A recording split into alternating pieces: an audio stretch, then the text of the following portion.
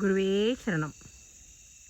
தை மாதத்தில் வரும் பௌர்ணமி, தைப்பூசம் என்று மிக மிக விசேஷமான ஒரு நாள்.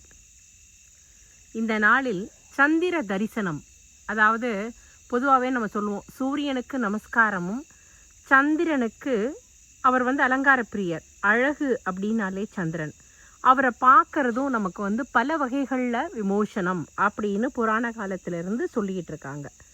அந்த வகையில் நம்ம உடம்பில் இரத்த ஓட்டம் ரொம்ப அருமையாக அமையணும் அப்படின்னாக்கா, நம்ம புத்தி சரியாக வேலை செய்யணும் அப்படின்னா, இந்த 2 விஷயங்களுக்காகவும் சந்திரனை தரிசனம் செய்வது என்பது மிக மிக அவசியம். அதுவும் நிலாச்சோறு, நிலாக்குளியல் என்றெல்லாம் நம்மளோட பாட்டி தாத்தா காலத்தில் நம்ம பழகியிருப்போம்.